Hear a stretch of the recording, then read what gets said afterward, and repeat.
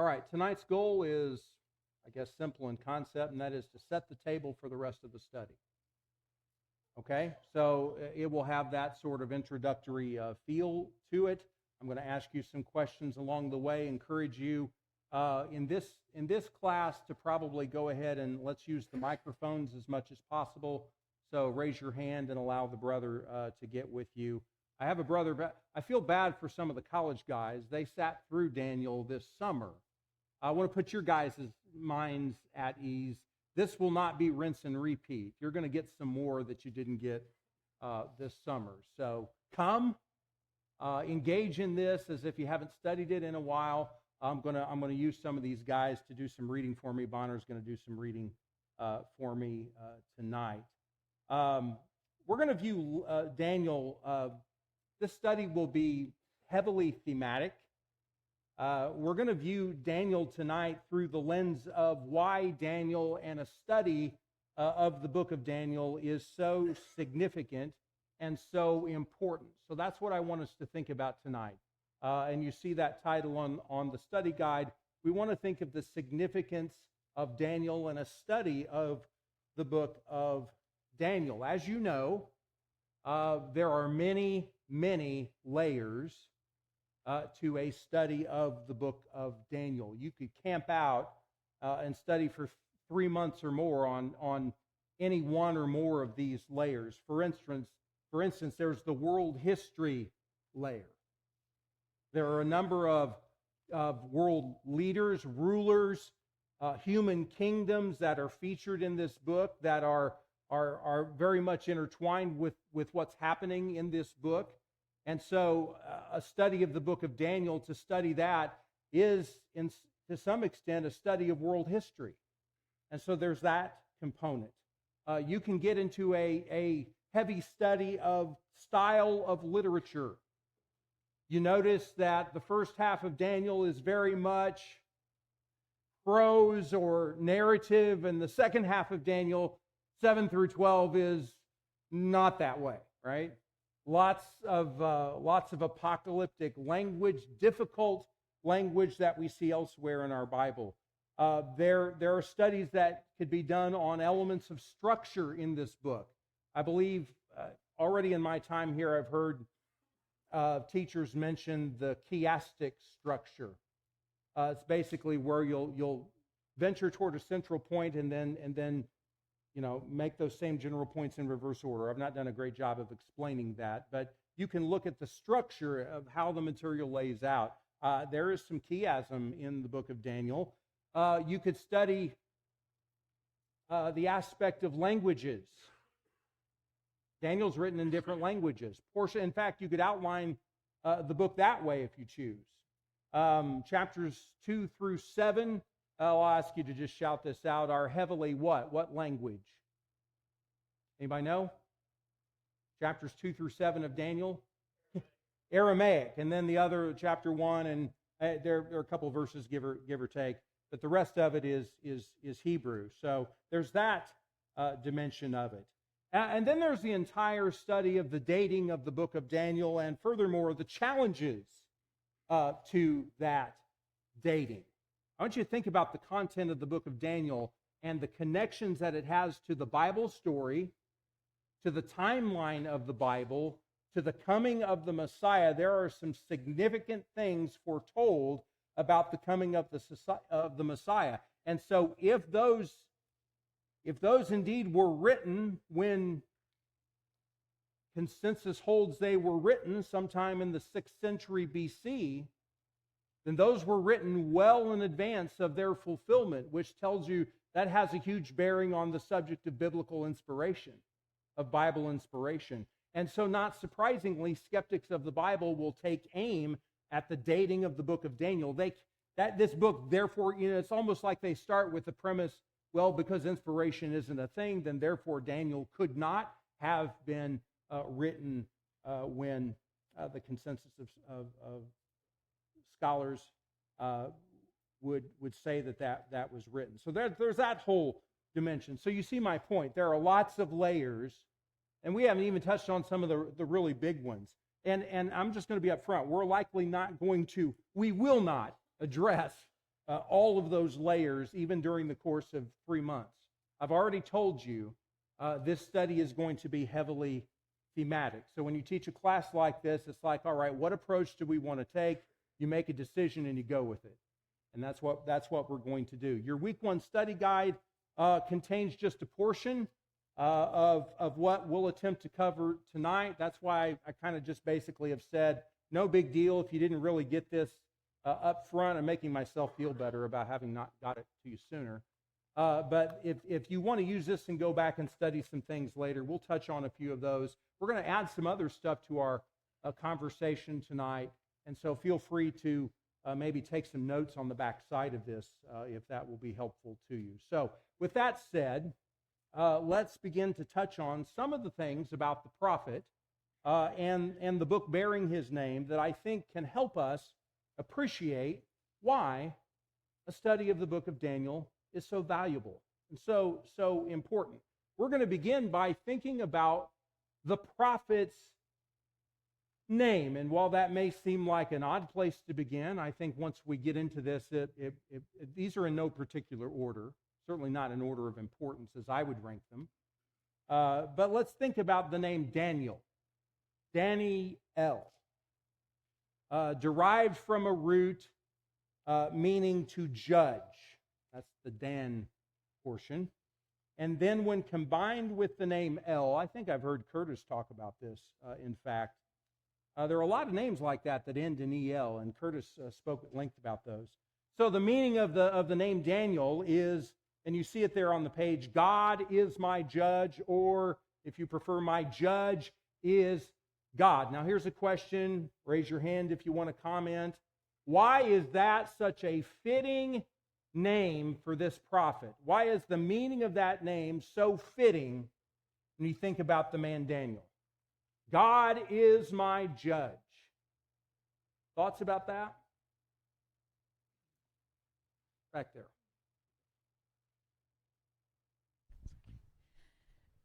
He's acknowledging that everything that he says is going to be from God, and if he messes up, God will be the one to determine what happens to him. That's right. He's accountable to God. He's reliant on God. He's concerned about pleasing God. And if that comes in conflict with pleasing others, then so be it. Go ahead over here, since you're right there. Go ahead, Steve. I think when we talk about God being Daniel's judge, it wasn't going to be Nebuchadnezzar, even though Nebuchadnezzar threatened him very much. Now, Nebuchadnezzar wanted to be God, but Daniel knew that God was God, and that prevailed in his mind, soul, body, and spirit. And fortunately, things did work out for him.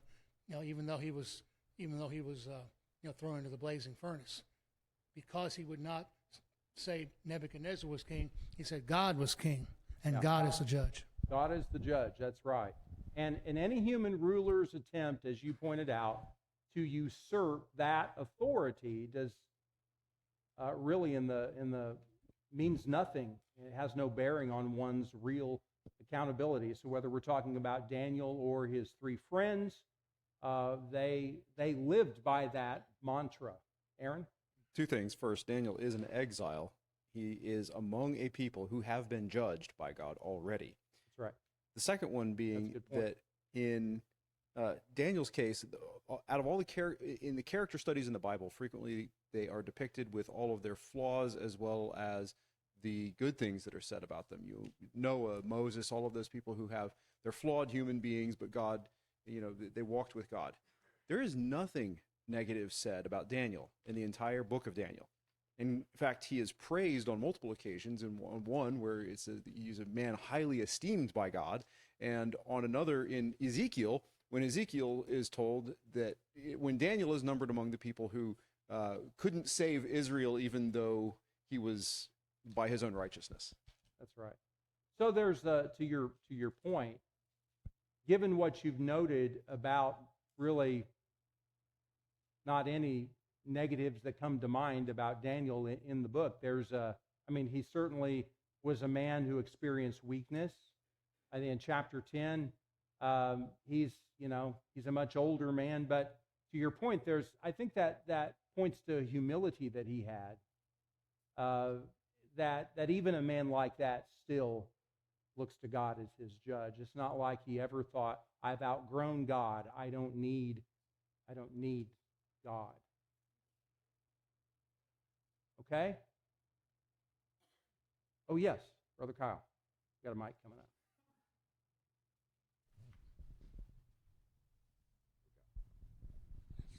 It's obviously apparent from the opening that he knew the kind of circumstances he was going to face.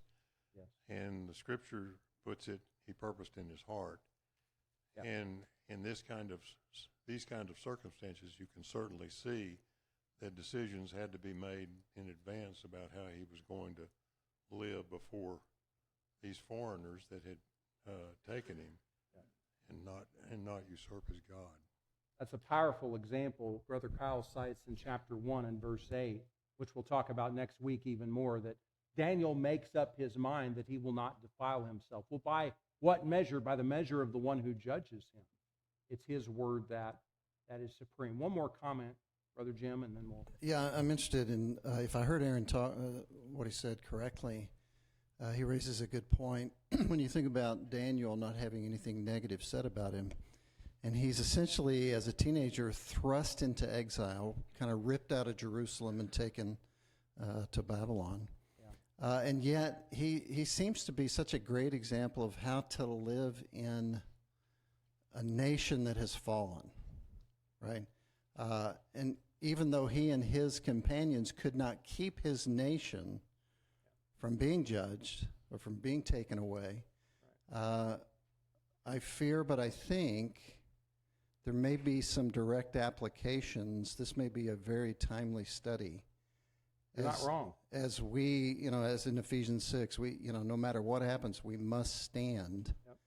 Yep. Even though we may be, even figuratively carried off into, ripped out of our environments, maybe not literally, but at least figuratively or in some fashion.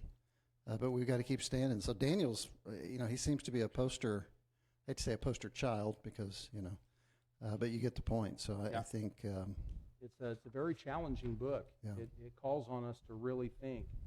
If no one else lives by God's rule, will I continue to do so? It's easy to say yes in an encouraging setting like that. We should say yes. But there will be a moment where that confession is tested. The quality of that will become known. Okay, so we can see then that this is a very fitting name, isn't it? And we'll continue to come back and point that out. God is my judge. I mean, when he lives his life, that's what he's focused on. His three friends, they could have just called them all Daniel. They all live by that mantra. Now, I'll just note in passing, it's interesting, and I'll leave you to study this. There are some other people in Scripture named Daniel. And so when I was, just kind of studying for myself and thinking about, the meaning of that name, God is my judge, and I note in 1 Chronicles 3, David, his second child, names him, his second oldest son born in Hebron or Hebron.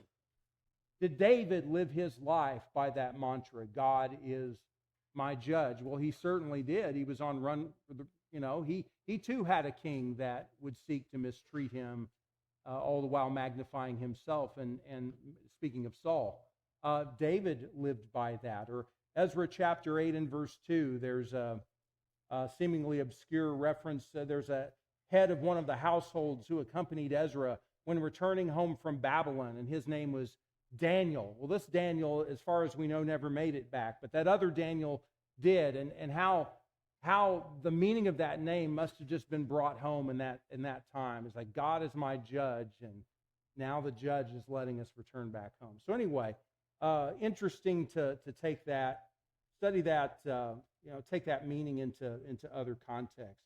All right, so with that, let's delve just a little bit further into the life that the prophet lived. As we've said, his life reflects a belief in the truth proclaimed by his own name, as Jim referenced, the earliest record of his life chronologically is as a young man.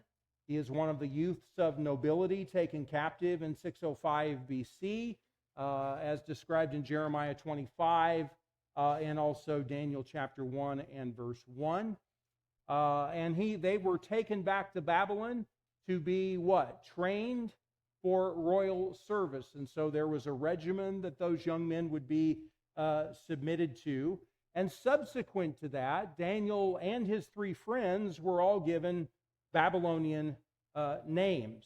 I think in the study next week, I encourage you, do some work on those names. Write them all down, look up their meanings, and see what that shows you. But Daniel would go on to hold several positions of responsibility. We have him as a very young man, and then by Daniel chapters 9 and 10, he's a very, very aged man, all the way until I think the third year of Cyrus. So this is quite a long span of time. And then to Aaron's point, let's go to Daniel chapter 1 and verse 19. Here they are. Daniel 1 and verse 19.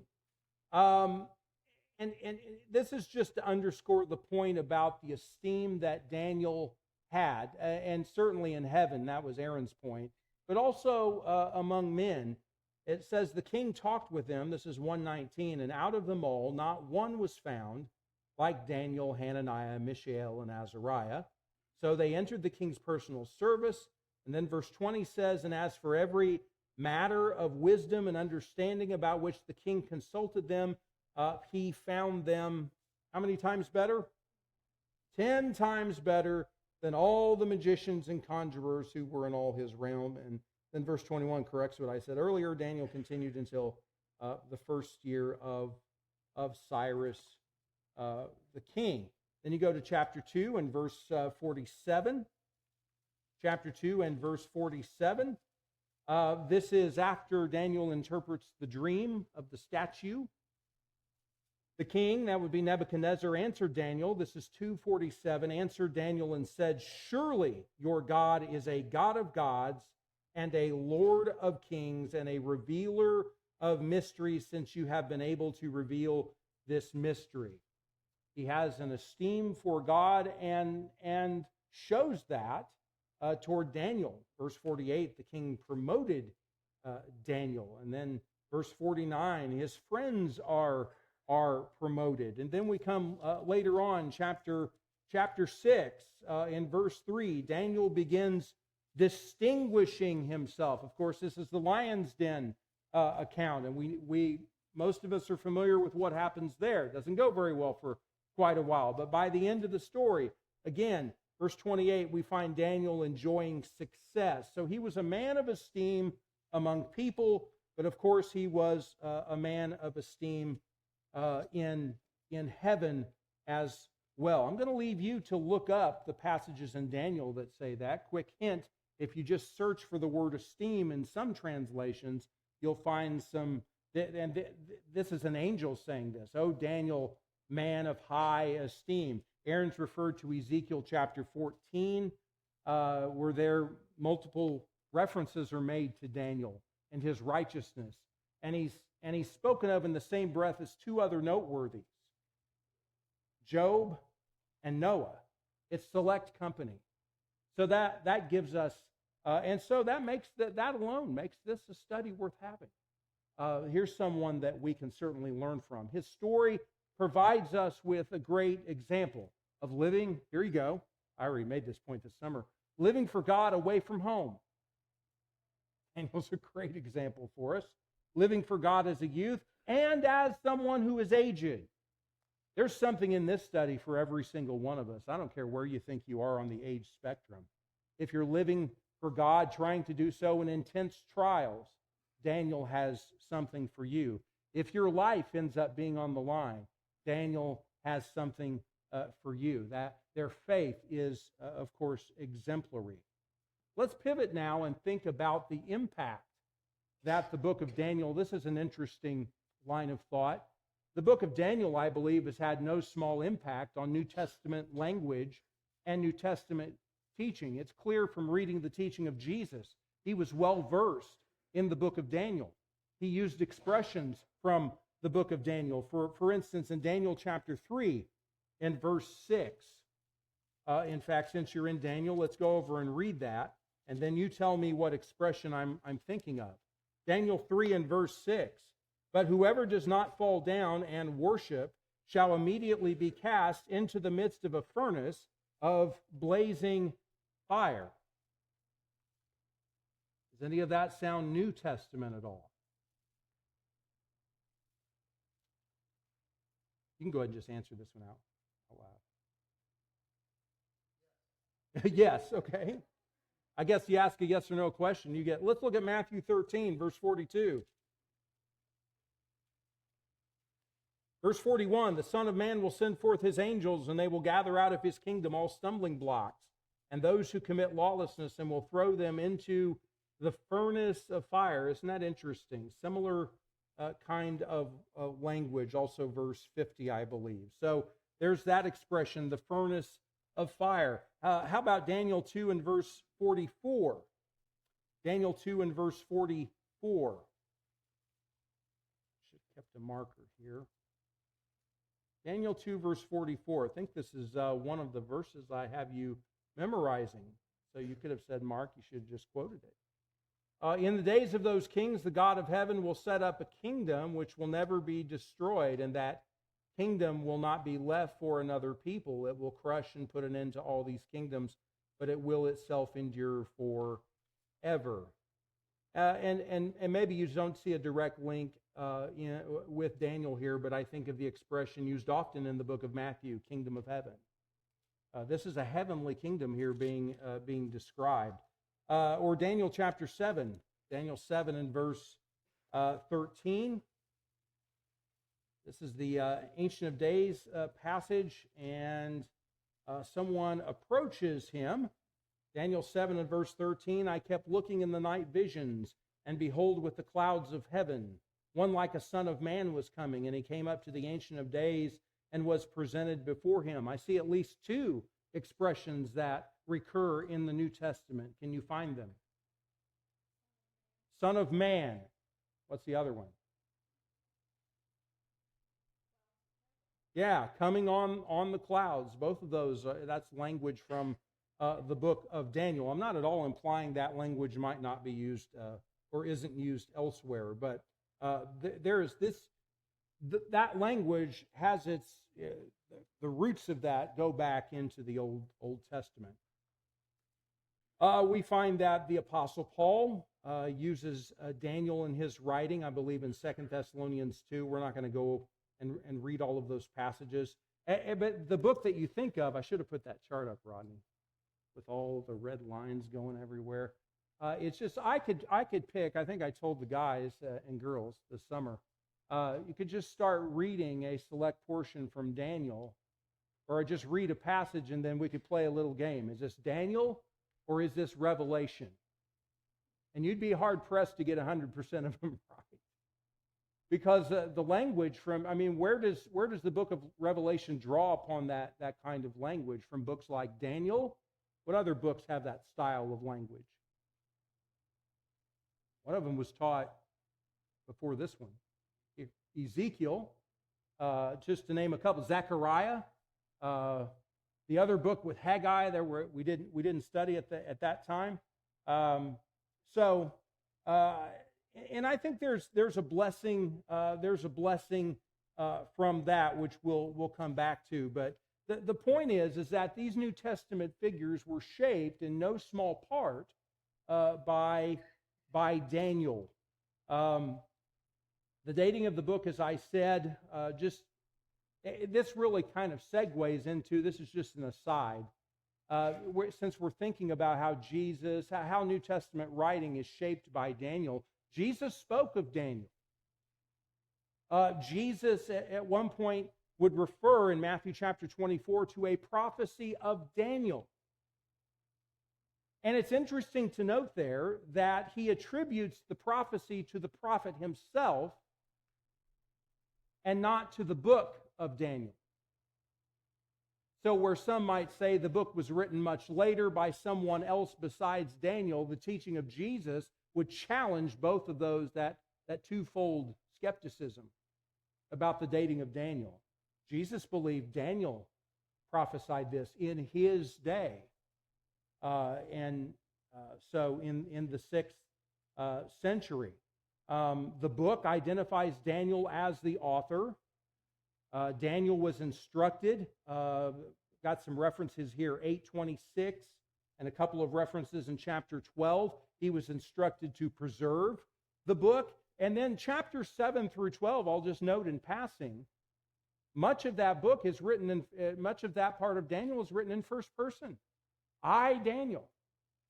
So the idea that someone else besides Daniel wrote this, where is someone getting that from? That's not a sustainable argument. It doesn't match the evidence. And so I've just found that arguments claiming any other dating just seem flimsy and not well-founded, and smacks of a desperation to discredit Daniel because of the implications that Daniel in our Bibles has on, say, the Bible story and on the topic of Bible inspiration.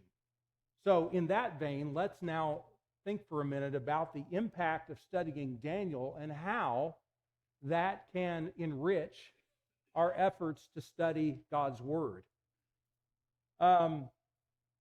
Just think about what I've just kind of commented on here. The reality that this book, the very fact that this book predicts the emergence, so in other words, before it actually happens, predicts the emergence of major world empires, and not just one, right?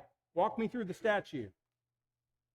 The head of gold is the Babylonians, followed by the Medo-Persians, and then the Greeks, and then the Romans. Thank you. So the fact that this book predicts that, and then that's what comes to pass, and that's centuries in advance, makes this book a powerful witness to Bible inspiration. Now, does that have any impact on how you study your Bible? I should hope so. It should. How would Daniel have known this otherwise? Daniel's, one of the most difficult books to study. I don't have the quote available tonight, but I'll probably at some point give you a list of sources I've consulted in my study, just for your own, that will help, great, sort of thing. One commentary I read, the shorthand is, and this was it just set me back. He says it basically said it's the hardest book of the Bible for me to understand, or the most difficult to study, something like that. And I'm thinking, would I conclude the same thing? Because we've mentioned some other doozies tonight, right? That have some inherent difficulty attached to them. Would we say that Daniel? Maybe you would, but I found that at least an eye-catching quote. So it's a difficult book. There's no controversy there. Here's one of the points I want to make about that. That's okay. It's okay. 1 Peter 1. What did Peter say about the prophets and their thoughts about what they were dispensing from God? Did they understand? Question, did they understand everything they were speaking? Not at all. In fact, Peter overtly says they inquired as to, what time the Spirit was indicating. And I'm not sure from what Peter says that they were given all of their answers. So there's a curiosity that people in this time, did Daniel himself struggle with the visions that we're going to study? Yes. And have we established that he was quite a man of character and knew God's word? Yes. Wouldn't you like to have the language barrier wasn't there, men like Daniel and Paul, and have them teach you the Old Testament? teach us all a few things, right? And yet, as familiar as they were with God's word, there were parts of it, Peter, that were hard. Peter in 2 Peter chapter 3 would say that about some of Paul's writings. You may be familiar with that. So the question is, here's another thought. Raise your hand. Let us hear your voice on this. What comfort or hope can we take from that? That it's, acknowledging that parts of the Bible are hard. Truth is challenging.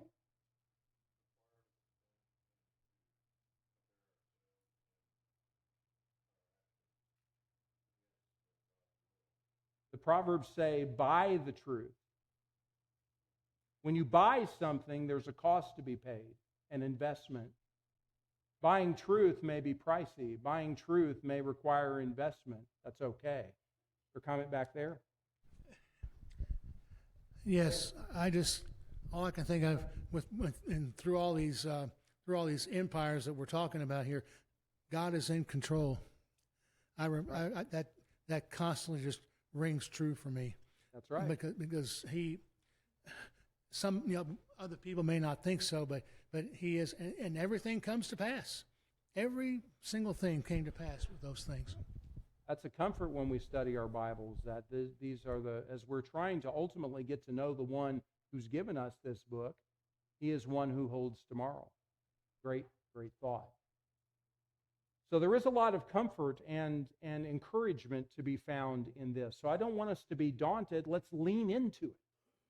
I don't have all the answers on Daniel. I suspect you don't either, but let's go at it together. Let's dive into this, especially chapters 7 through 12. If we need to meet during the week, I'm certainly game. Okay, we got about 5 minutes left. I said heavily thematic, so let's blitz this a bit. Let's talk themes. The primary theme of this book, and I'm going to go ahead and get a mic to Bonner because I'm going to have him read here in a second. The primary theme of this book, you would say, is what?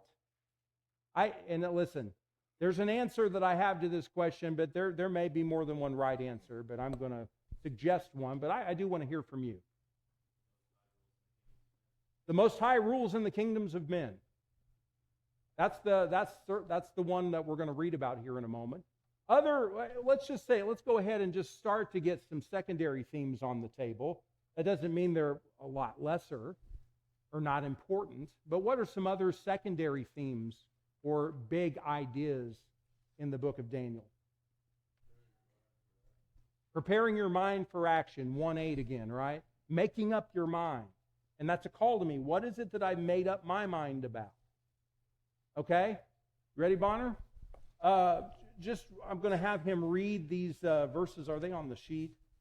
Yeah, down here at the bottom of your study guide, you see under the blank for primary theme, I've just put the Most High rules in the kingdoms of men. So we'll add that. There's this big affirmation of God's rule in human kingdoms. Go ahead and read all those passages there. So you can list the reference if you want, or just plow right through them. Chapter 2, verse 21.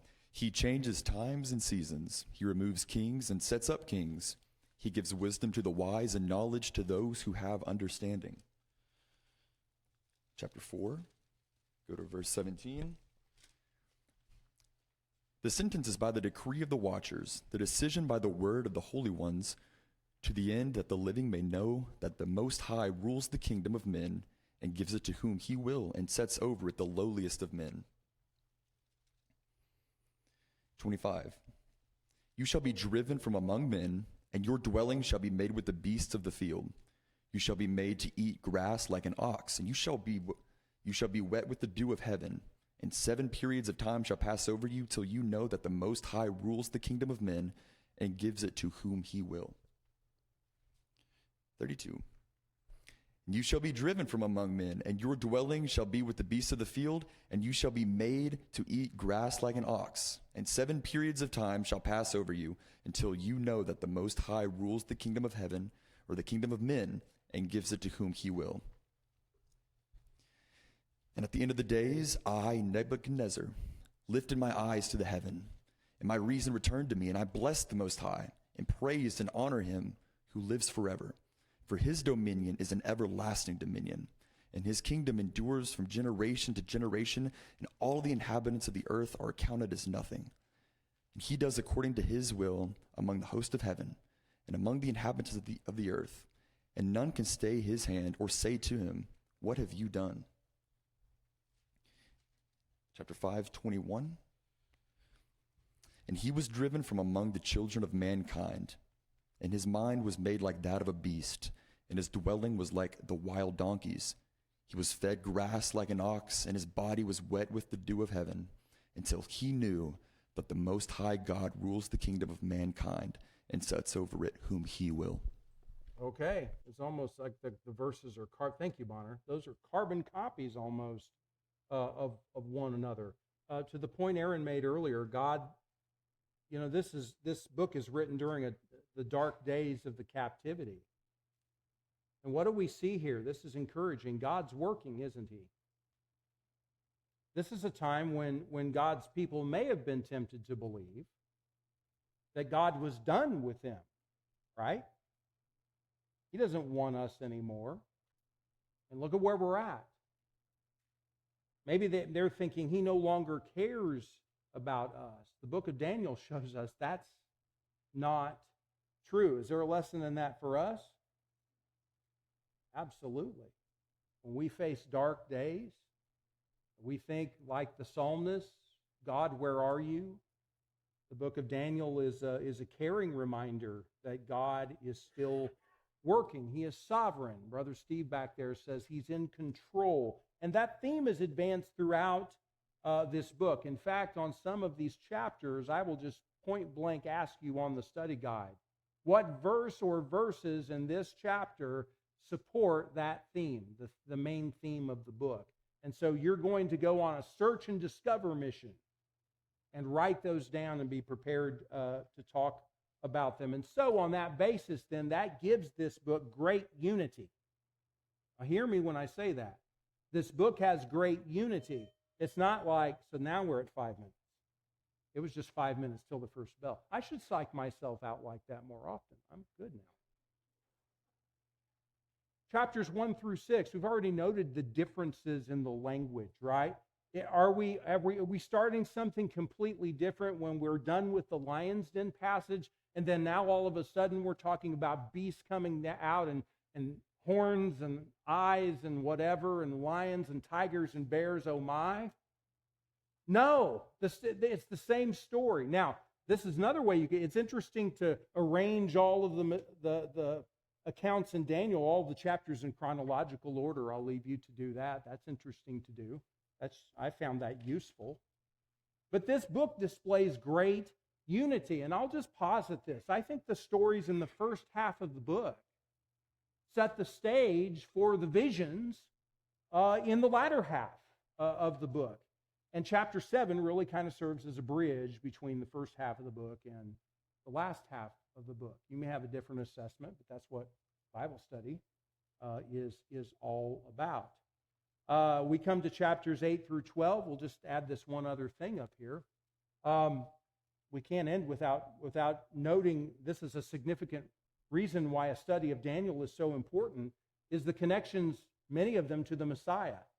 For instance, chapters 8 through 12 display God's sovereignty in his prophetic plan for his people from the time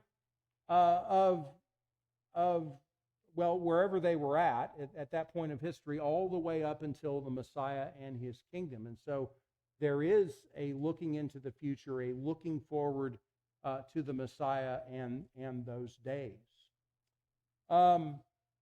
Other thoughts about that, or other themes of the book of Daniel that you see as important? Yes, sister, go ahead. I was impressed when you read chapter 6, verse 26. What a perfect example of the good confession, and yet it didn't do him any good. As far as we know, he never converted. And the same thing with Nebuchadnezzar. He made some very bold statements about the God of Daniel. And yet neither one of them, I guess it wasn't strong enough. Maybe like Herod, almost out persuades me. Yeah, you wish the lesson had been written more deeply on his heart. It was in the moment for many of these kings. You know, to that, I'll piggyback off of that. You'll notice here, I mean, in my Bible, this language here seems to be in poetic form. For he is the living God, enduring forever. His kingdom is one which will not be destroyed. There's some of that here in Daniel. I was thinking back of what Jacob's been teaching us off and on about prayer. I see that as a secondary theme of Daniel. Is Daniel a prayerful man? Certainly he is. But even some of these statements made by godless rulers that state truth, could those inform our praying? I believe so. Could you take this language, he is the living God and enduring forever, and make that your own in a prayer? Certainly. So this book has a lot to teach us about our praying to God. We see Daniel's habit in chapter 6. We see his praying in chapter 2. Daniel's prayers are prominent in this book. What other thoughts do you have about themes in Daniel? Or just, Dion? Well, one of the things I love about the book of Daniel is it teaches us that sometimes God's answer to us is no, that he's going to put us in situations that benefit what he wants. And our goal is to live a Christian life worthy of that. And, you know, a lot of people can look at all the negative and all the difficulties he's had. But to me, this is a faith builder book because it helps me understand in difficult times, God still wants me to be the kind of man I need to be and to live a life that's worthy of him. That's well said. And then Mike back there. See who gets there first. Yeah, just very briefly, I just got to thinking about, you were talking about how hard Daniel is to study and to understand. Yeah. And then go back to the New Testament again in Mark when Jesus spoke in parables, because there were people that would understand and could hear, and that would be us, as opposed to people who can hear but not understand. Yeah, you start to reflect on the fact that all of this difficult language is by design. And then God has heaven has the nerve to label the last book of our Bible Revelation. So that's on us, isn't it? Right? Good point. We'll close with that. So next week is our meeting. So go ahead and be reading Daniel 1, and God willing,